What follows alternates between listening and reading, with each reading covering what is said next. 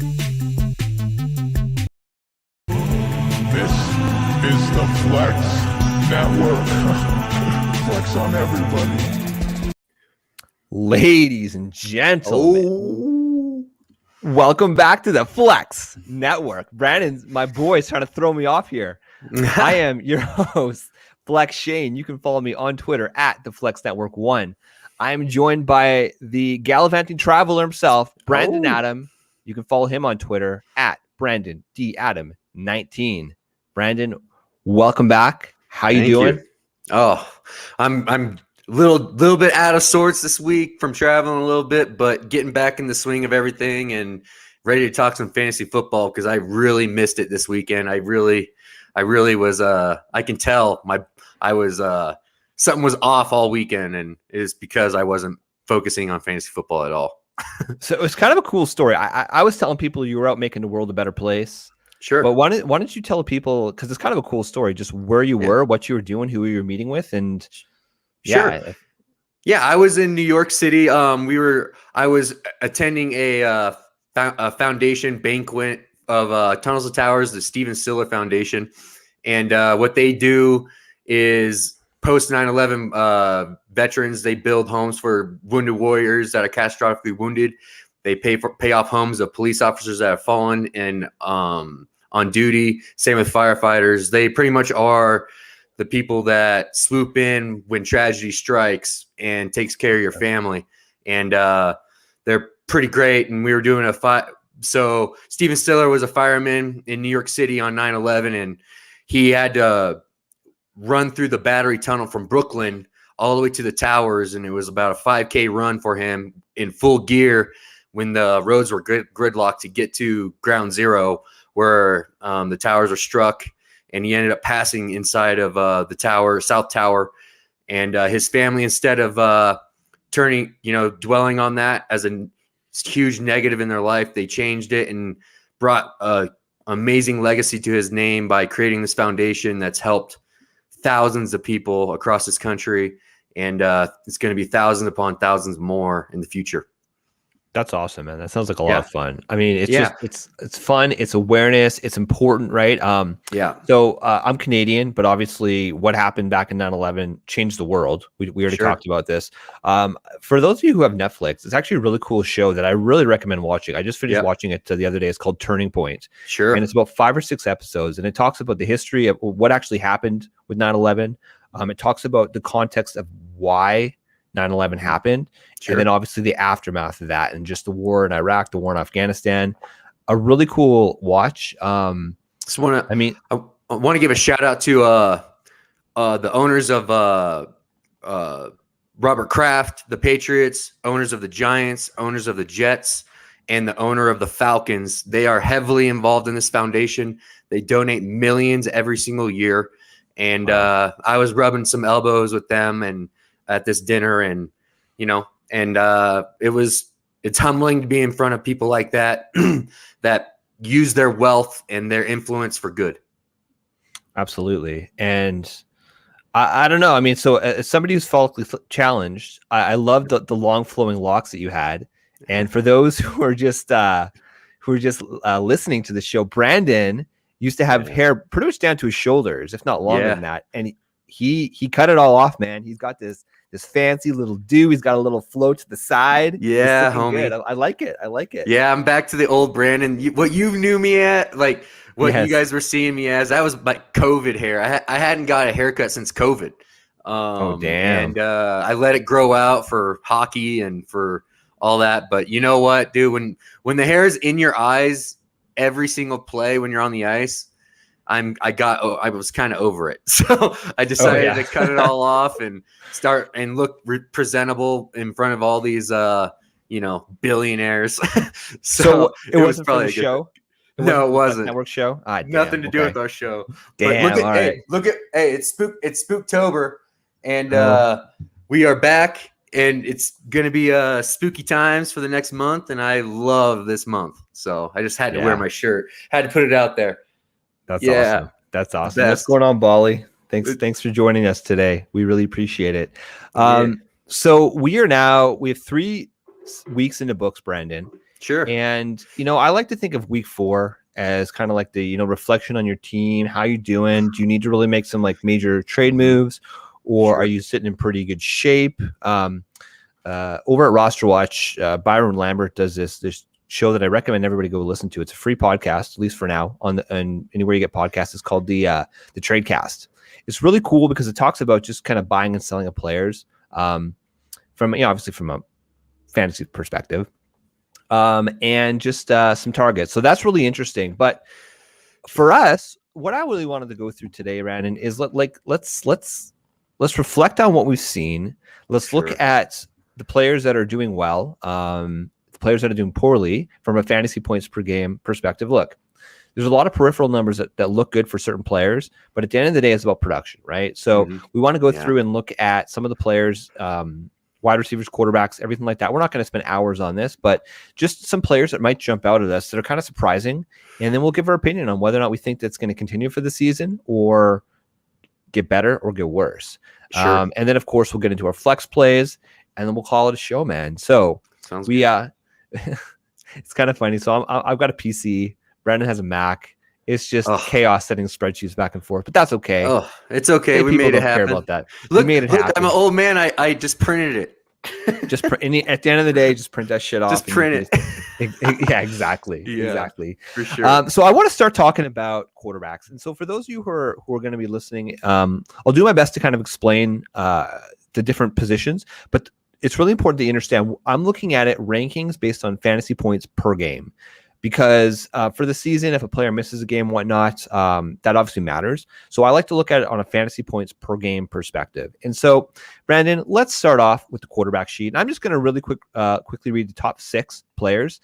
And there is, look, and actually before I say this isn't a my guy, your guy kind of show, because there's obviously going to be players that we liked and that we didn't like coming into the season that are going to come up in the conversation today. So we're not going to be pointing fingers here. Obviously, we'll give ourselves a little pat on the back because we've both made some pretty legitimate calls at the start of the season. But listen, we've also made some shitty calls. Let's call it what it is, right?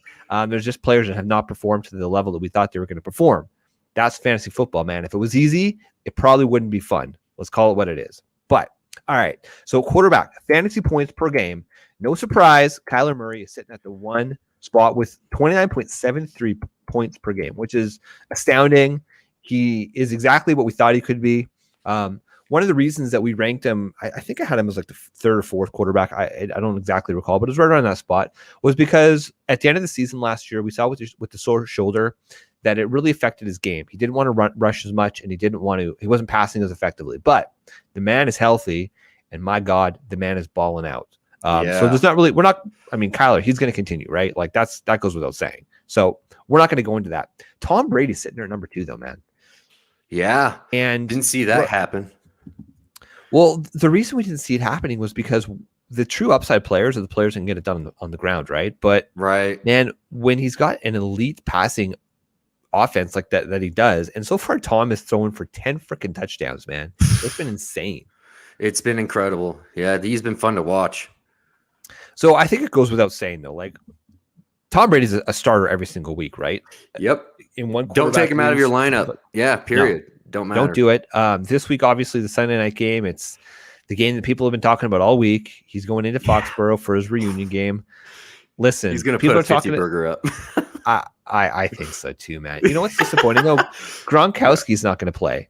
I know, which is a little bit disappointing. That was the worst about it. So we'll talk about one of my flex plays later, but that's involving this game. So we'll talk about that later. But yeah, dude, Gronk missing is unfortunately one of those storylines I wanted to see happen. But it's unfortunate that he got hammered in that game. Oof. And his ribs look pretty beat. He looked pretty hurt. Oof. So I'm glad they sat him down and didn't force him to play through this and did the right thing for the player. Smart. Yeah, they want him for the playoffs, right? Like the Bucs are going to make the playoffs with or without him. Or Rob would love to hang a 2 touchdown day on Bill. That would have been hilarious. A girl Jennifer is saying that she loves the haircut, Brandon. Oh, thank you. Thanks, Jennifer. We appreciate you listening as always. Welcome to the show. Okay, so then going to Patrick Mahomes, number 4, no surprise there. Jalen Hurts sitting at number 4. Listen, last week against Dallas, he looked abysmal. Jalen Hurts truther here. He looked horrible. Don't worry about it. The team looked horrible, right? Yeah. He still ended up getting over 20 points in fantasy. So, dude, that's great for a bad day. That's fine. Yeah, like honestly, absolutely. like for a bad day, his floor is 20 points, and that's what's so great about him is that his floor is 20 points, and he could put up 40. So, and I actually think this game against KC is gonna be a monster for Jalen, and I think he's gonna run one in as well and throw for 2. At least. Well, yeah, I mean, the game this week, KC versus Philly, it's one of the highest point totals, 54. The only other one that's a 54 is the Rams versus the Cards. So it's going to be, that one's going to be a fun game. Lamar Jackson, number 5, not really surprising. He hasn't looked good, but same deal as Jalen. You know, he's picking up in the ground. Number 6 is Christian freaking Kirk, man. Do we believe it? Do we buy it? Like, oh, sorry, Kirk Cousins. My bad. My bad. Yeah. I'm misspeaking here. Kirk freaking Cousins. Okay, this is I'm so discombobulated. I said a wide receiver's name. This is where I'm at on the captain.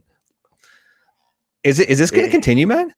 I do. I think it's going to because I just think he's gonna be able to do that because Adam Thielen is just as long as Adam Thielen continues his pace, it's gonna happen. And what's going to stop Adam Thielen at this point? Like nothing. Irv Smith is not there. They don't have a number 3 wide receiver. It's going to be the trifecta of Dalvin to Jefferson to Thielen, and it's just going to be over and over and over again. And honestly, I traded Adam Thielen was one of my trade away targets in Dynasty this summer, and that because I was such a big believer in Irv, and those trades are going to come back to haunt me because I didn't expect this kind of volume to continue to Adam Thielen.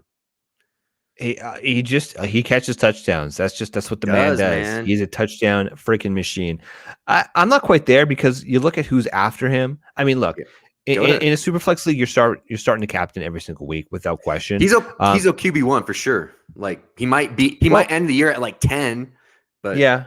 That's kind of where he's at, though, right? He's typically around like 14, 15 every single year. He'll have his duds, but give the man his props, man. He looks good, and you can feel confident starting him this week, I would say, right? Sure. Going up against Cleveland. It's going to be a tough matchup, but again, it's one of these higher games. It's got a 51.5 over-under, and they got to score points to keep up, I would say, with Cleveland, because Cleveland looks good, man. Oh, I can't wait for that game this week, too. I can't wait for the Browns game this week. There's a lot of good games this week. Football, can we just say thank you, NFL? You've done an amazing job. You put a hell of a product on the field. Every week. We're talking about it. Absolutely. Every week. Josh Allen's number 7. He's going to go up the board, I think. Don't worry about him. Stafford, number 8. He's going up the board. Derek Carr sitting there at number 9. Daniel Jones at number 10. And who's at 12? Show me. Tell me. Sammy D. You were right. You were right. Thank you. Props for due. Listen. I didn't buy that Sam Darnold was a good quarterback. Yep, you were convinced that he was. You had him everywhere where there's, in your super flex leagues as your QB2. Yeah. Congratulations, dude, man. That's fantastic. That was a monster call. I mean, people were hating so bad on that. And I just told them, I'm an SC guy, and I've watched every snap of that kid's career in college, and I just think the Jets are atrocious franchise, and they never built correctly around him.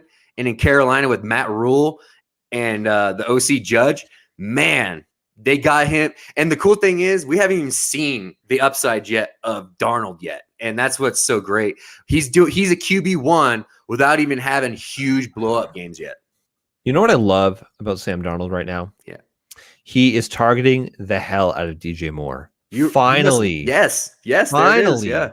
It's just DJ Moore's a player that let's call the entire fantasy industry, I think, has been high on, but we've been disappointed every single season because the man he didn't have a good quarterback. No respect from his coaches. He had no respect from his coaches, but now he's getting targeted like crazy. Last week he blew up against Houston, and I love it again this week. Frankly, going against Dallas, that's going to be a high scoring affair. Absolutely. I think Robbie Anderson scores in that game as well. Yeah, man. Well, I think Diggs is going to be I think Trayvon Diggs is going to be shadowing DJ Moore, and I think DJ Moore is going to have a tough time. And I think Robbie Anderson, coaches were saying this week that they have to get him involved to open up the offense. And I think this is the week in a shootout that deep balls are going to be required to win this game.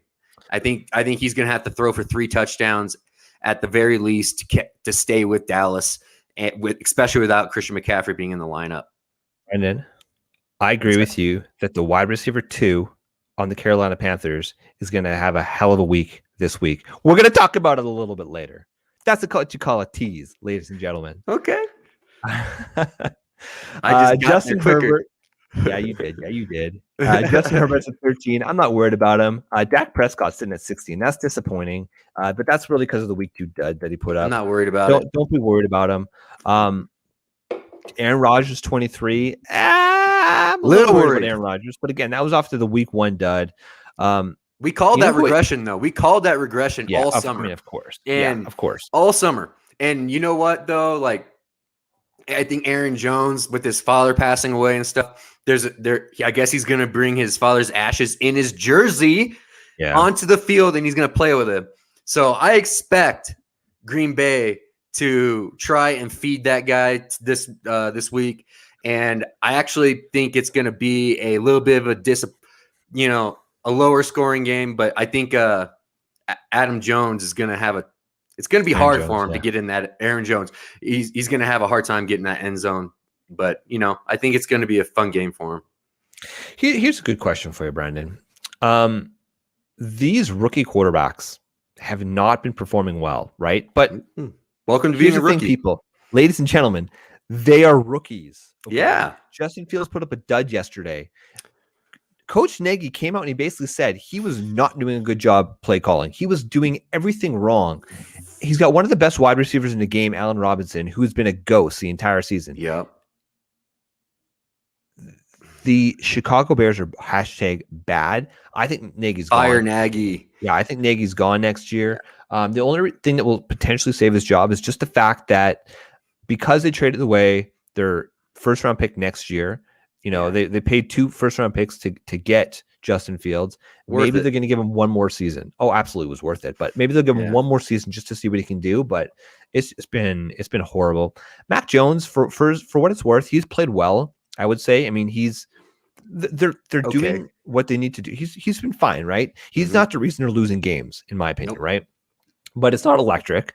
Zach Wilson, he does not look good. But let's call it look, we just talked about with Sam Darnold.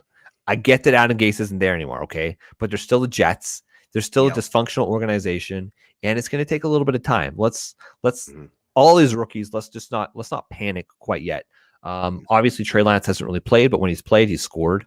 That's always positive. But Jimmy Garoppolo has been competent. Let's call it. Jimmy G is going to be exposed this week in Seattle.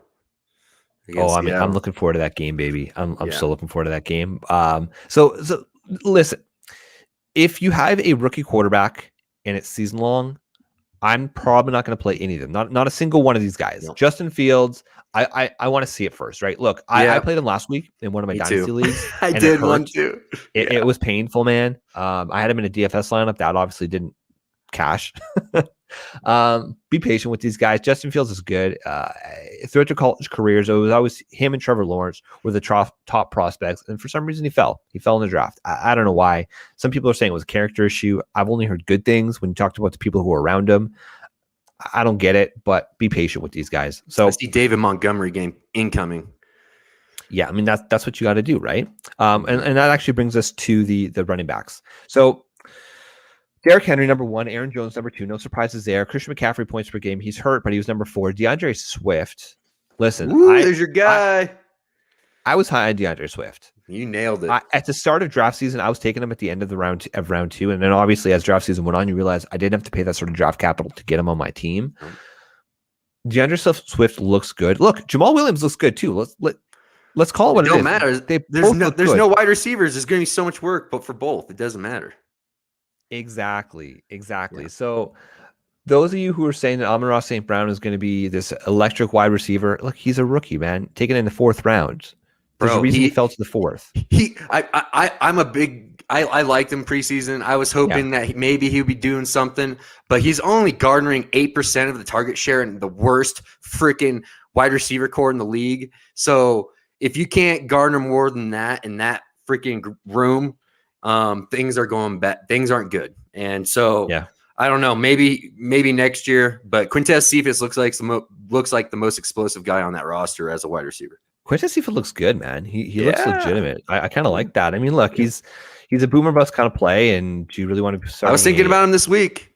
I was thinking about him in a couple spots. He's a guy you probably, if deep leagues as a flex, you can consider it, and obviously in DFS, players like that are always in consideration to help build a lineup. But Christian McCaffrey's out. Chuba Hubbard came in last week. He looked pretty decent. He had like 10 or 11 carries. He looked respectable. Our boy Bally is asking, he needs a PPR win this week. Are you playing Chuba Hubbard or Kareem Hunt? Ugh, this is tough, man. Right? Because Kareem Hunt, he's number 9 on PPR points per week. We just talked about it, man. Cleveland is going up against Minnesota. But Chuba Hubbard is probably going to get fed, right? Like, they both have great matchups. The answer here is they're both good, right? They're both good plays here. I'm not putting my fate in Chuba Hubbard. Period. No. Yeah. No. You're sticking with the talent. No. Like, if the Browns are going full blown, I mean, Kareem Hunt is an RB1 at this point, and so you ride that until they show you otherwise.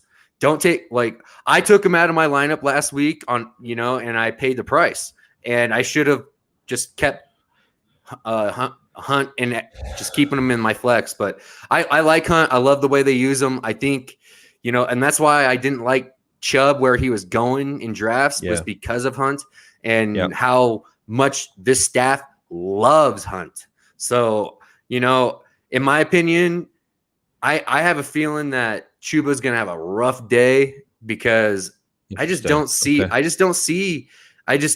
them using him all that much, especially because they're going to be behind. And I think they're going to be throwing a ton.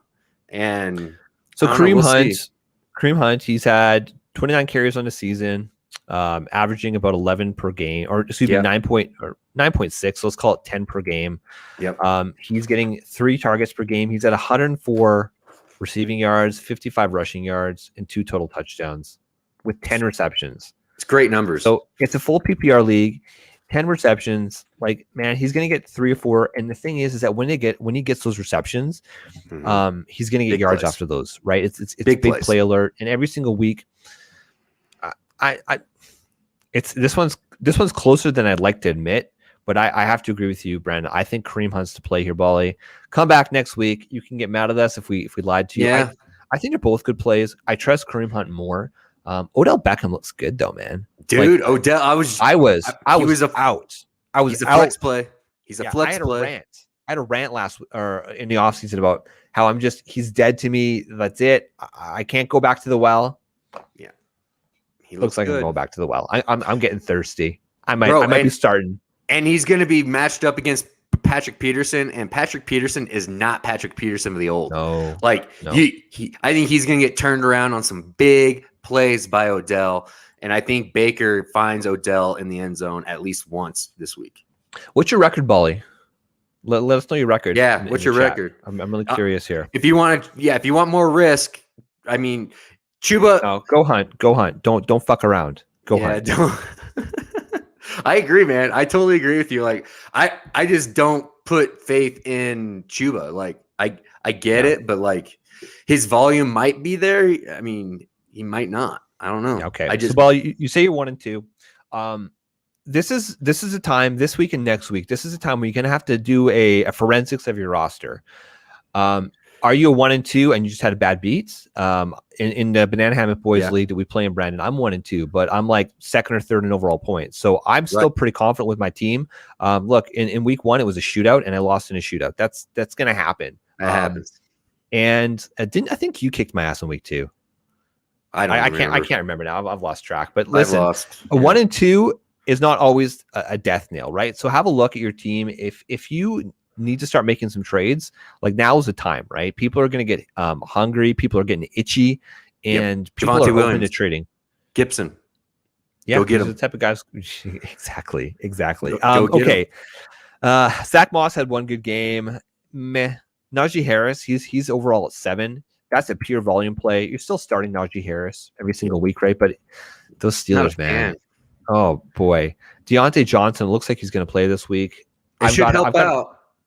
It should help, but it means that Najee's not going to get his 19 freaking targets, unfortunately. Well, the guy who jumps out at me here is 13 is Cordell Patterson at 16.27 points per week. Damn, man, this could be another Cordell week.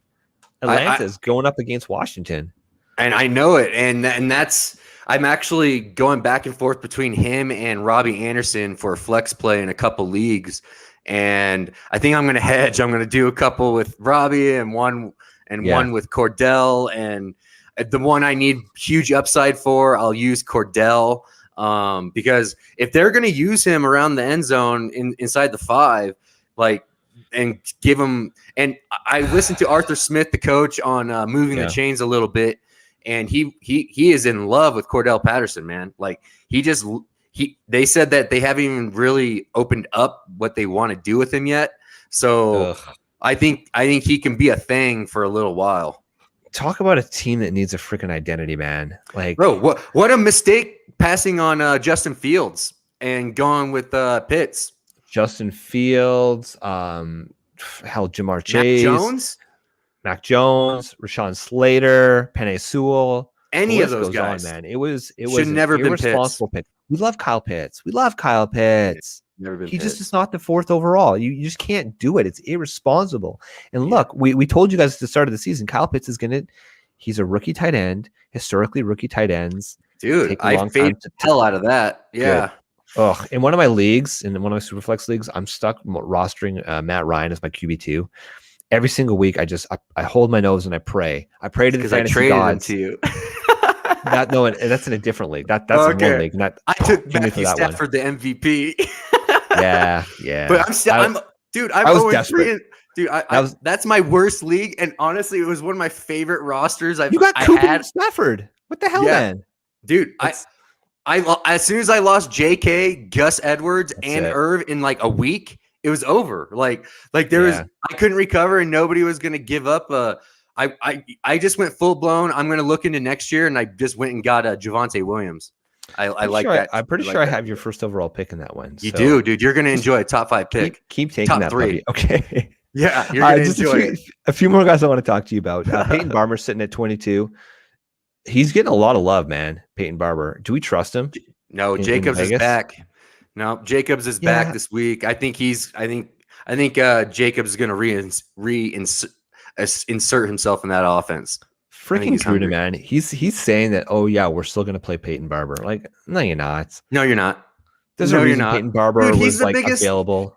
He's one of the biggest liar pumpers I've ever seen in the NFL about what's going to happen. I mean, if he had a clue, he would be feeding Bryan Edwards right now at least 5 of those 20 targets that Waller's getting and try and balance that offense out just a little bit. But it's insane what's happening over there. Okay, just to put a bow on running backs here, we got guys at 29, 30, and 31. We got Saquon Barkley. Arrow's definitely pointing up for Saquon. Big time. About Saquon. Big time. Miles Sanders, that one is a worrisome play. Mm-hmm. He's not an every week play. I mean, it could. Dude, I'm telling you, KC is horrid against the rush. Well, does that mean it's a Hurts game, or does that mean it's so disheartening? Hurts is going to run one in. That's a given. That's money.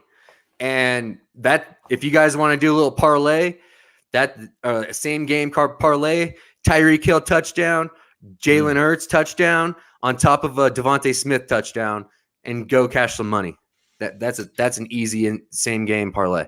It's pretty obvious. Devonta Smith is Jalen Hurts' huge guy. He looks good. Dallas Goedert, I mean, it's disappointing, but it was kind of what we expected. Ertz is out. Ertz is out. Goddard is going to be full blown getting all the touches. Okay, that might be a decent flex play / 100%. Yeah, 100%. And then Jonathan Taylor, my God, what is happening? He's getting to work. He's just not getting the freaking touchdowns. Dude, 28% of his carries have been inside the red zone. It's going to happen this week. He is going to score this week. Jonathan And Taylor, he's going to put up guys. a monster 30-point game at one of these. It's going to happen. This could be the week. This is the week. Oh man, yes. When we start talking about flex plays, I got a flex play question for you that maybe you can answer, but we'll talk about that at the end of the show. All right, let's move on to wide receivers because this is where it kind of gets interesting. Yeah, number 1 on the season, and I don't think it's going to stop. Cooper motherfucking Kupp. Holy crap, dude! Wow, the white angel of death is truly he's ascended, man, and smashing. Where last year, the peripheral numbers last year was he looked good in general, right? But he wasn't getting to touchdowns. Jared Goff just wasn't the guy to get him to touchdowns. A player that, we were both high on it at the start of the season. We both loved, but dude, I was taking him over big names. I was taking Cooper Kupp over both Bengal wide receivers. I was taking Cooper Kupp over Amari. I was taking Cooper Kupp over Mike Evans, Godwin, all those. And Cooper Kupp, so I'm telling you, I said he was the only piece in that offense where he can play every single position for the wide receiver position. They can use him in matchups wherever they need. And that is exactly what's happening right now. He's 25 receptions on the season, 5 total touchdowns, 367 receiving yards. He's got 173 yards after the catch. That's it's just disgusting. And here's the thing. This is what I love is that he has 279 air yards as well. So he's getting it done yards after the catch. He's getting it down deep. He's catching touchdowns. The guy is a complete wide receiver. It's just his routes look crisper than they ever have ever. And this is post injury. Like this is amazing. And also for the people that this narrative, quick little detour for a second, narrative about Cam Akers won't be able to be the guy again. Uzomah tore his Achilles last year, and look what he did on Thursday Night Football, and he looked phenomenal. You can come back from the Achilles. Go buy Cam Akers for next year, guys. Man. I love CJ Uzomah. I don't know. This is like a special guy in my heart. I definitely shed a tear last year. He's a monster, and he showed it on Thursday night. Oh my God. He's a beast. I started him in a two tight end league with Joey B Stack. Boom. He blew up on my bench. All across my leagues because I have him in about 5 or 6 dynasty leagues, almost every single one of them, and he's just a special player, man. If Higgins doesn't play him. Yeah, that's the play. That's the play. All right, Mike Williams, number 2, man. Oh my God, he's gonna regress, I would say, but we said it I think 2-3 weeks ago after week 2. He's an every week play. You start him in your lineup every single week as long as he's healthy. He's an absolute beast. So don't be afraid to start the man. Adam Thielen, we already talked about him. Number 4, Devontae Adams, Brandon Cooks. Brandon Cooks. I know, man. But he's always in that freaking conversation, isn't he? And he gets disrespected. Like I just did. I kind of winced because just where he's from. Like if you're a real trash man, good job on that, man. Like I totally didn't even touch him anywhere. Good job. I give props where it's due. That was one I didn't think would happen. And that did. That's crazy, man. That's crazy. Yep. Oh boy, Debo's number 8. I think that's gonna regress a little bit, but he's still same thing. He's as long as Jimmy Garoppolo's in, you're starting Debo Samuel. As far as I'm concerned, Jamar Chase, that's special. No, yeah, absolutely. I was just agreeing with you about Debo. Yeah, Keenan Allen, number 12. Again, he's gonna ascend. Tyreek Hill, number 13. A guy that kind of two guys that jump out at me here in the wide receiver 2 conversation. Marquis Brown, who actually looks good. He looks good at times. He also looks putrid at times. He had 2 horrible drops. What was it, 2 weeks ago or last week? 2 weeks ago. He's still the same guy. He's the same guy. It's just he's boomer bust. Dude, he's tough to toss. Bateman's coming back soon too. So this week, I think as soon as Bateman comes back, dude, I'm telling you, that's the alpha. Like, and if you're in dynasty, though, right? I get it, dude. But he's more talented right now. He has a bigger route tree than Brown does at this point, and he's a rookie. And my comp for Bateman before the draft was Odell Beckham, the way he runs routes and catches the football. And I totally loved how he was a good, decent sized wide receiver that played bigger than his size, and his route running was as good as a small receiver. That's why I liked him a lot. And I just thought that would be a crowded offense, but I think they really need him. And I think once he comes back, that's going to bring life back into Andrews, and he won't be getting triple covered in the red zone anymore. His best comparable player from playerprofiler.com, which measures the college metrics, his advanced stats, etc., is Stefan Diggs. Dude, that's Stefan Diggs, Odell Beckham, right there. Like those are they're the same guy. They're like in my opinion, yeah. It's like I that love gif that. where like the Spider-Man's pointing at each other. Yep.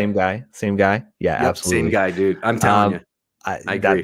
Go get him in Dynasty, guys. You might be able to. I've been throwing some trade bait out there to see if I can get him. Nobody's bit yet, but we'll see. I'm going to try. I'm going to push a little harder today and see if I can get him before he shows himself. It's the cheapest you're going to get him for. Yep. Absolutely. Okay, just a few other players that I wanted to talk about. Christian Kirk, man, holy crap! Like Christian Kirk is sitting at. You think so? He's getting the targets. Yeah, I know. I get that. But like, he just can't keep up with this pace he's on. Like his air yard. Where's his air yards? Like his air yards 225. Yeah, dude. Like he's getting everything deep. I just feel like he's a matchup based wide receiver. I think he might have a good week this week because I think they're going to stay away from the outside with Jalen Hurts or Jalen Ramsey. And I think they're going to have to go elsewhere with the ball. So he could. I actually think this is a Rondell week. Ooh, every week's a Rondell week, baby. No, it's not. Like last week. The teams that are predominantly man. That's where I'm starting Rondell. Start Rondell when you know they're going to go one-on-one because you can't guard him like that. Like you just can't. And so that I think it's a Rondell week over Kirk. Yeah. Well, I mean, so to your point, I mean, Christian Kirk, he's playing 60% of his plays in the slot, which means that he's going to be a quick release. So honestly, I'm comfortable playing both guys this week, frankly. Yeah, dude, honestly, I think Kyler has never had a real great week against the Rams. He's actually 0-4 against the Rams. I didn't know that until this week. I was like, there's no way that he's 0-4. Yeah, well, Arizona was not good before. For sure. And they were very one-dimensional last year with just Hop. And so this year, I think this could be the Kyler Murray breakout against the Rams. And I think Kyler rushes one in. And I think he's going to rush for about 100 yards this week. He's going to rush a lot. I think he's going to go 0-5. The Rams are the best team in the NFL right now, as far as they are. I'm a Seattle fan, and they are. So I got two more guys I want to ask you about if you should be worried or just don't be too worried about it. Stefan Diggs at 14.7 and Calvin Ridley at 14.5 PPR points per game. Yeah. Those are actually trade targets for me. Go acquire those guys. Those guys are alphas in their respective offenses, and that's what I'm saying. Like, we're only week 3. This is a 17-week freaking season. Honestly, I wait till week 6 to see what really is going on, because if you actually look at, there's a lot of matchup guys like DK, like with the Seattle Seahawks. Good deal. Tyler Lockett is the one that's been blown up lately, right? Like, but do you really think DK's not going to DK had a game last week. Yeah, exactly. That volume is going to start creeping back towards DK over the season. I think they are using Tyler Lockett this early in the season to set up DK for the later parts of the season. And that's what a lot of these offenses are doing. They're using that secondhand guy to be able to create later in the season for their alphas when it really starts counting. And so they can really, and I actually and that's why I also like Rondell this week, because I think going against a division foe, I think the coaches have been holding back a smidge on what they really want to do with Rondell in this offense. And I think they're going to try and showcase Rondell a little bit against division foes. Use them when you need them. Use them when you need them. Yeah, right. Tight end, real quick. Look, tight end's a Sure. dumpster fire. It's just, if you have Travis Kelce, you're happy. If you have TJ Hawkinson, Darren Waller, you're happy. If you have Gronk, you're ecstatic. but Dude, obviously first Gronk week killed he's it. not playing. Yeah, like He's Gronk's killing it. amazing. Yeah. Anybody else? Roll Andrews the fucking dice, been hope for the okay. best. I mean, like, look, the peripheral guys. Logan Thomas has been fine. Mark Andrews is tight end 10 or tight end number 9. But when you compare that to tight end 5, it's 3 points a week. Like, just hold your damn nose and pray for the best. If you got one of the top guys, that's why we were saying get Darren Waller or TJ Hawkinson the whole time. Like we were saying it. Like, and It's look just- at what it's just happened an to Kittle, advantage. dude. Everybody was waiting for Kittle to come back. I told everybody Kittle is that guy that's gonna frustrate you because he gets injured a lot. And he's a hell of a blocker, man. He is a fantastic. He's a fantastic tight end. But he's he's the best tight end in the league if he can stay on the freaking field. It's just, unfortunately, this guy, I think he's too physical for his own good.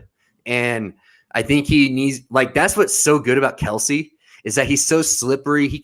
That's why he stays healthy. He's slick. He stays healthy, man. And that is the biggest thing in tight end land is staying healthy. And that's why he is so damn good. Same with Waller. It's just, it's but the same start of the week. Hey, tight end start of the week. If you're a trash man, go start Dawson Knox. Ooh, the Knox, baby. I love that. He's sitting somehow at tight end number 8 on the tight end number 8. He's getting volume. He's getting volume, and he's going against the worst defense against tight end in Houston. And it's gonna be you're gonna love what the outcome. He's gonna score. Interesting. Yeah. He's gonna score. The Bills are 17-point favorites. It's just gonna be a bonanza. Diggs, Knox. And I think Allen's going to run one in, and I think Zach Moss will run one in too. All right, brother. Let's answer a few of these questions in the chat, and then we'll get to our flex plays, and we'll call it a day. Sure. All right, Bally, we got you here. The big issue I have is at wide receiver. Whoa. I was wasted at my auction draft and ended up with AJ and Julio, which honestly, like, it wasn't the worst thing coming into the season, right? If the double stack, dude, man. He's got Tim Patrick. I'm assuming that's Tim Patrick. Tim Patrick, Patrick, Crowder. Go get Crowder. Go get Crowder. He's healthy finally. Look, when he plays, he's productive. The Jets are a dumpster fire. They need a guy like Crowder that's going to be a quick release for Zach Wilson. I think go get him. Y'all know how I feel about Brandon Ayuk. Like, he's going to produce. We saw it last week. He's slowly getting healthier. He is the best wide receiver in that offense. I called it one of my bold calls at the start of the season. He's going to finish as a wide receiver 10. That the first couple weeks, that's going to hurt. But listen, you said it yourself, Brandon. It's a long ass season, man. It is. He's a very good wide receiver. Have faith in him. When did Ayuk start breaking out? When the injuries started stacking up with the Niners, right? Last year, Kittle's beat up. Like, I can totally see Ayuk being a thing this week. Brandon Ayuk wasn't just getting volume though. He was performing at a high level. Oh, he was all a the beast. Advanced metrics, right? So this is a player that's a good wide receiver. Don't let the shenanigans, as you like to call it, fool you. I'm starting Brandon Ayuk where I have him, and I'm confident with it. But if you're gonna go pick up a guy, I think Jameson Crudder is a decent guy in a full PPR. Yeah, Elijah Moore's out. Yeah, Elijah Moore's out. And again, Elijah Moore's a rookie. We love Elijah Moore. This is a pro Elijah Moore show. He's still a rookie. Jameson Crowder is going to be the guy in that offense. Denzel Mims, rest in peace. Zach Pascal, it's touchdown or bust for that guy. Quintez Cephas, we talked about him earlier. We love him. But do you trust him every single week? A player in PPR that I think has got a pretty safe floor, assuming he stays healthy throughout the entire game, is Jameson Crowder. He's probably going to get 5, 6, 7 balls. Hopefully he gets 60, 70 yards, and you pray for that touchdown to get that 20-point monster. But he's a very startable wide receiver 3. Our Jameson, boy, go ahead. I'm going to be talking about a flex play of one of the Jets wide receivers today. But Crowder, the same argument can be given for Crowder, the one I'm going to give. Absolutely. Absolutely. Our boy Flex Mike in the house. Mike, what's going on? Mike, when the hell are you going to come on the show? We record every Saturday morning at 9:30 your time. You send me a text. You just show up in the damn room. You know the login. Just come on the damn show. His question is, have a lot of guys offer me trades for Dobbins while he's hurt. Hold or sell? What do you say? I mean, it depends. It's all about what are you getting offered. If you're in a win now team with losing JK, I could see moving him for sure. But if you're not in the mix, dude, That's one of the most elite talents at running back position in the league, bro. Keep him. We see what Deandre Swift is doing, right? Like Deandre Swift and J.K. Dobbins are very comparable talents. Obviously, slightly different skill sets. J.K. not obviously is electric catching the ball, but from pure like football perspective, elusiveness, they're two fantastic players. I would say hold them. It's all about listen. If Mike, if you can trade for a player that you're starting in your lineup today. I'm assuming this is season long, right? If it's dynasty, then it's a hold. And again, about the offer, if you're going to go get Mike Williams or something like that. If it's a player that you're going to plug into your lineup this week in week 4 and you're going to play, you need to win games now. Every single week matters. And if JK is just sitting on your IR and he's not giving you points, and you just got to be honest with yourself. You got to be honest about your squad and be like, do I really have a shot here? Like I hate middling teams, especially in dynasty. I blow up teams constantly because I don't want to be a middling team. And I actually was in one of my roster watch dynasty teams, dude. I won last year, right? But I had an old roster and it was all like beautiful flex plays, and I can't believe I won. And I literally blew up the whole roster to build for 23. So like, that's how I am. Like, but you just got to be honest. If you think you can win, go ahead and trade JK for a guy that you can start right now. If you can't, dude, just hold on to him because he is gold. I love him. There's nothing about that player and his profile that says that he's going to be a bust when he gets volume. Nothing. And when he looked good last year. He looked superstar. Last year, like he's a star, dude. He would be RB1 right now if he wasn't freaking injured. So speaking of beautiful flex plays, Brandon, Adam, let's get to our flex plays on the week.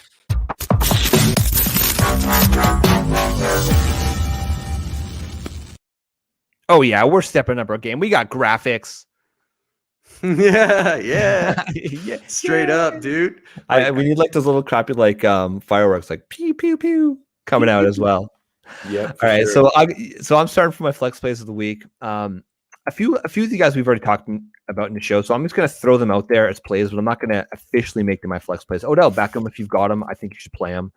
Christian Kirk, I think he's a player that you should be comfortable playing this week, especially in PPR leagues. We talked about Stefan Diggs. Two other guys that I'm quite confident, both of these guys, because it's going to be a high-scoring affair, Cole Beasley and Emmanuel Sanders. I'm counting this as my one flex play, but if you have either of these guys, I say you should start them. Look, they're sitting at identical 14 points, PPR points per game so far to start the season. Emmanuel Sanders has 335 air yards. He's number 9 overall in the season. That's pretty friggin' elite, man. Josh Allen was good at throwing the deep ball last year. It hasn't quite clicked this season so far. I think it's going to happen, and he's getting about at least 2 deep shots per game. So if you want to just destroy your competition this week, play a guy like Emmanuel Sanders. If you want a nice, safe play, Cole Beasley has 30 targets on the season, including 23 overall receptions. Cole Beasley, I call him the bzz. Every time he catches a ball, I text my buddy Adam, who's a Bills fan, just to picture the B, man, because he's just gonna sting you to death, man. And I think he had 9 or 10 receptions last week. Yeah, the guy's a baller, man. Start your Bills this week. Yep. That's my flex play. Brandon, what say you? I am going to the trashiest team in the league. Oh, yeah. I'm taking Corey Davis against the Titans this week. Corey Davis is a must start. A must start this week against the 3rd worst secondary, according to Roster Watch Matchup Profiler. If Davis does not score this week, I would be so surprised. And honestly, he's getting the volume. He's getting 24% of the target share. Elijah Moore is out. Crowder's coming back in for a rookie that hasn't worked with him much. I can see that taking some time. I feel like that is going to be, and I think the Jets have nothing really to fight for. So I think the coaching staff is going to go, hey, Corey, let's get you some revenge here and get you that we paid you. We're going to show this team in the Titans why we paid you and why you were drafted in the top 10. And I think Corey Davis is going to have 8 8 catches for about 100 yards and a tud. It's probably one of those situations, honestly, where Jameson Crudder on the field actually helps him, right? Because it just leaves a little bit of pressure, right? Yep. Corey Davis, he's been disappointing. I think he had a decent week 1. He's still getting a monster target share. Don't have the number in front of me. It's like 21, 22%. Like, he's gonna produce on the field. He was a guy that I have a decent amount of in best ball. He just kind of eluded me in my season long drafts this year, and I cursed every time I didn't get him. I think that's a really smart play. Yep. A guy that I kind of teased earlier in the show. He's the number 2, in my humble opinion, wide receiver on the Carolina Panthers. I like Terrace Marshall this week. Sam Darnold's going to him, man. Like Terrace Marshall, he is, for those who don't know, he is the rookie this year. Drafted him in the first round, end of the first round, and the dude balls out constantly. We already talked about it. It's going to be an absolute shootout this week going up against Dallas. It's a 52-point over-under. They're only a 4.5-point dog against Dallas, right? So it's going to be a close game. And I would start him with confidence this week. Robbie Anderson, for whatever reason, he's just kind of, I don't know. I thought coming in, he would have that instant rapport with Sam Darnold because of their time with the Jets. But I guess he just has 2 legitimate wide receivers for once, over and above him. So, right. Yeah, what can I say? I say I'm confident starting Terrace Marshall this week. Brandon, give me one more, then we're going to end it out here. I'm going to just scream at the top of my lungs about Rondell Moore. This is Rondell Moore. All right. This is the game. I think, remember a couple years back with the KC Rams game on Monday Night Football that went just absolute hammer bonkers. Oh, yeah. I remember that game. I remember it very vividly. I was walking around. I think it was like Valley Village looking for Halloween costumes because I don't know if do you guys have Valley Village in the US? No, it's kind of like a thrift shop, but basically their time of the year is Halloween because obviously people go and buy their costumes and they have like this massive Halloween section, right? Sure. So I'm walking around the store. I've got my friggin' earbud in my ear, listening to this game, and it's fireworks, man. It's freaking fireworks. And I think I had a bunch of players in that game, and the guy that I was going up against in fantasy had a bunch of players in that game. So it was back and forth. It was an absolute. It was a crazy time. And you think it's going to be this week? Yeah, I think. Oh, babe. I think this is going to be like a 60+ combined kind of game, and I think Kyler Murray, it's eating at him that he hasn't been successful against the Rams. You know it. Yeah. And and being in LA, he's a star kind of guy. I think he's gonna really take advantage of that aggressive pass rush, and I think he's gonna run like crazy. But I also think they're gonna unleash Rondell in the manner that Tyreek was used by the Chiefs against the Rams a few years ago. Hopkins is gonna be manned up on Ramsey. I don't believe the Rams that Jalen's not going to shadow Hopkins.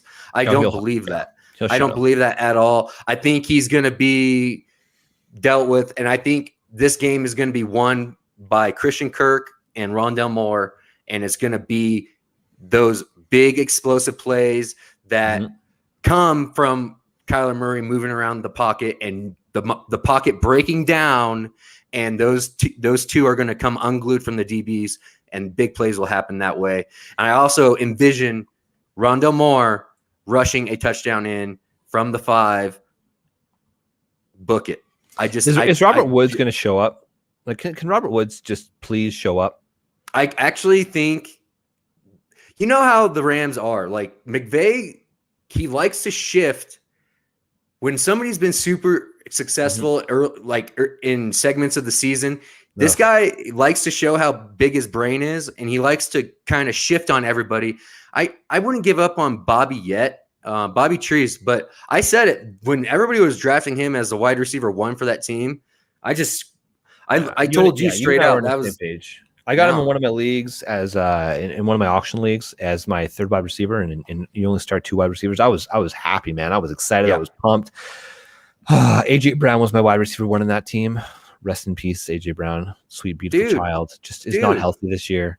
Killing me slowly. That whole team isn't healthy again. Like, they lost Taylor Lewan week 1. I mean, and then you got Julio getting hurt. Who's their freaking wide receiver 1 this week? My God, is it? I can't even freaking pronounce this guy's name. Nick Westbrook Ikine? Bro.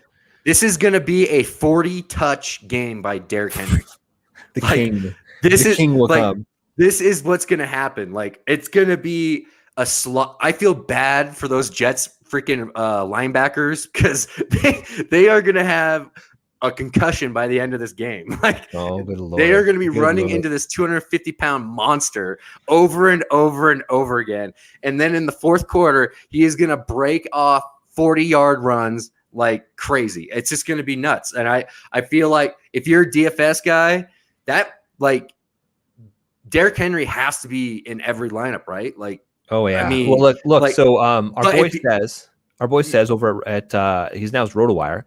He had a little clip. They were talking about Derrick Henry. Derrick Henry's averaging 3 receptions per game this week. That's tracking to 50 receptions on the season. Nobody saw that coming, baby. Nobody saw that That's coming. why the king is going to remain the king. We're going to end it there, Brandon. One last thing, just because he's our boy, Flex Mike. He's saying he's 2 years out. Unless you're getting a Godfather offer where it's just an offer you can't refuse, you hang on to J.K. Dobbins. Dude, keep your elite talents. Don't let people snake them. Don't let the little snakes out there come and just try to swindle you. Yeah, we want to be those vipers in the grass, right? Bro, just build towards your goal in 2023. Yeah, absolutely, brother. Absolutely. So, with that in mind, where do the good people find you, Mr. Brandon Adam? On Twitter at BrandonDAdam19. Holler at your boy. Let's go. Holler at your boy. I am, of course, Flex Shane. You can follow me on Twitter at the Flex Network 1. We're here. We're having a lot of fun. NFL Week 4 is here. Good luck this week, and hopefully some of our flex plays pay off. So, with that in mind, start Rondell, baby. We are the Flex Network. This is the Flex Network. This is the Flex Network. Flex on them. Flex on everybody.